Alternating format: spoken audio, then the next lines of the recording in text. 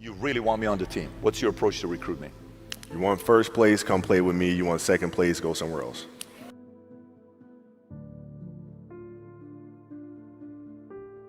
I would watch Magic play, I'd watch Michael play, and I would see them do these unbelievable things, and I'd say, you know, can I get to that level? I don't know, but let's find out.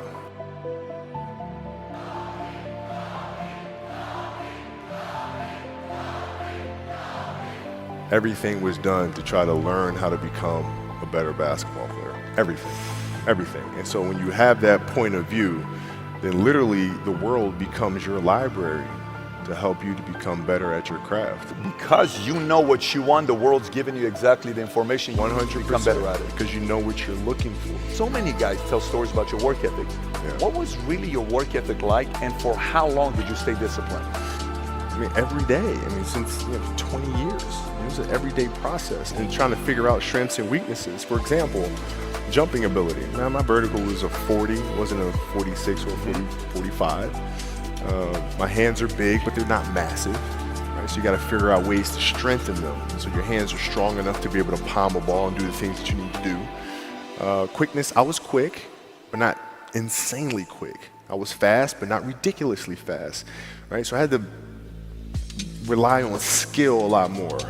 I had to rely on angles a lot more. I had to study the game a lot more.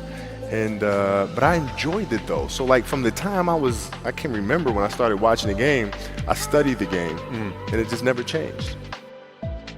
It's a good separation for me, emotionally, to be able to put myself in a place where at practice or when I'm training or during games, I switch my mind to something else, switch my mode into something else.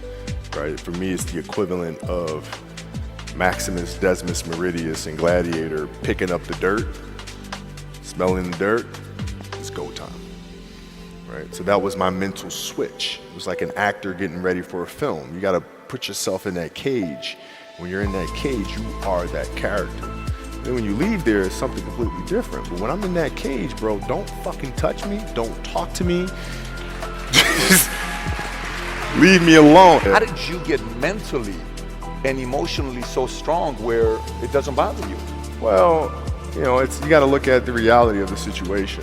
Like for me, it's not, you kind of got to get over yourself. It's not about you, man. Like, okay, you feel embarrassed. You're not that important. Like, get over yourself. That's where you go. Get over yourself, right? Like you're worried about how people may perceive you, and like you're walking around and it's embarrassing because you shot 5 air balls. Get over yourself. Right? And then after that, it's okay, well, why did those air balls happen? Got it. High school, year before, we played 35 games, max, right? Week in between, spaced out, plenty of time to rest. In the NBA, it's back to back to back to back to back to back to back. I didn't have the legs. So you look at the shot, every shot was online, but every shot was short. Right? I got to get stronger. I got to train differently. The weight training program that I'm doing, I got to tailor it for an 82-game season so that when the playoffs come around, my legs are stronger and that ball gets there. So I look at it with rationale and say, okay, well, the reason why I shot air balls is because my legs aren't there. I go, well, next year they'll be there. That was it. Done. Were there some names that you looked at and says, these 3 guys are as crazy as I am? I do. At the time, I deal with what I've referred to as Goat Mountain. I went to Goat Mountain and I talked to Magic, Michael, Bird, Hakeem Olajuwon, Jerry West, Oscar Robinson, Bill Russell. So I would talk to them. What did you do? What were your experiences? Michael in particular, he's become my big brother. He's been my big brother since I first came in the league. And what was that process like? So I went to them and started understanding the ins and outs of the game and how they approach things and their level of detail and obsessiveness. And that's what I did. The players that had that passion but weren't willing to commit their entire lives to doing that, right? It's a choice. Right? You have other things. You have family. You have all these other things that you have to do. The game can't really be your #1 priority. And so I was just looking at that like, man, this is gonna be fun. if I'm buddies with you from high school, if I'm a cousin of yours, what happened to our relationship? How did that gravitate when you went into the league and you're determined to become the greatest, or you're determined to become one of the greatest? What happens to our relationship? Oh, it suffers. It does suffer. Oh, yeah. Okay. Yeah. And you understood that. You were okay with that. Well, yeah. And the people that love you, like friends and family, like they know that about you. Got it. So they let you be you. And when you reconvene, you pick back up where you left off. Mm-hmm. But make no mistake about it, everything in between is lost, right? So those long-term relationships, the commitment of time of, taking vacation. Like I see a lot of players take vacations with other players that are close friends. And or just take vacations just to take vacations, or just hang out just to hang out. Like I never did that.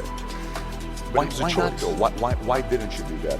Well, because when I retire, I didn't want to have to say, I wish I would have done more. I don't want that. I don't want that. You got a lot of people paying their hard-earned money to come watch you perform. It's your job to be in shape. It's your job to be strong enough to perform at that level every single night. And as a competitor, I'm not ducking shit. Like it's not, oh my God, my back hurts, I'm sore, we got to play Vince Carter and Toronto Raptors tonight. We actually had this happen. We had a game against Toronto in 2000, and Vince was tearing the league up. My back was jacked. But like the perception of that, like what? Kobe's missing the game against Toronto and Vince Carter because my back was really spasming. But people will be like, what? Oh, he's ducking Vince. Excuse me? No, I don't think so. So I would be in the layup line like, okay, there's a lot of days where you can rest and recover. Today ain't one of them. Your back can bother you any other day. That shit ain't bothering me today. Wow. He gonna have to see me today. Yeah. Oh man. Yeah. Decision, when I say decision, if you're looking at somebody that you're sizing up, or if you're looking at somebody to go into business with, or if you're looking at a big investments you got to make, what is the decision-making process there? Do you call? Is there first you do your own research? You take this much time. You call an advisor. Is there a system you follow? It's pretty simple for me. It's do you understand the business? Is it a business that you can help in some form or fashion? What are the barriers of entry to that business? And then the entrepreneurs themselves, the company itself, right? Do they have a culture that you believe is sustainable? Are these leaders people that you believe in? Are they people that are obsessives? And in turn, have they created a culture of obsessiveness? So I tend to look at those 4 factors, and that's it. And and then my competitiveness inside was like, no, I'm gonna do something in the next 20 years that is better than these last 20. You might not understand that. I'm doing that, So the competitiveness kicks in. I have no clue how the hell this guy did it. He went and hit the free throws, and then you walked off the stage. Yeah. And you got the surgery done. Yeah. How the hell do you tolerate that kind of pain? And so when the game is more important than the injury itself, you don't feel that damn injury. Not at that time. Yeah. But like when I went in the trainer's room, my kids are in there, and they're looking at you and stuff, and I'm looking at them, and I'm like, it's all right. Dad's gonna be all right. Mm-hmm. It'll be fine. It'll be all right. It'll be all right. It'll be all right. As a parent, you gotta set the example. You gotta set the example. This is another obstacle. This obstacle cannot define me. It's not going to cripple me. It's not going to be responsible for me stepping away for the game that I love. I'm going to step away on my own terms. And that's when the decision was made that, you know what? I'm doing it. I'm doing it.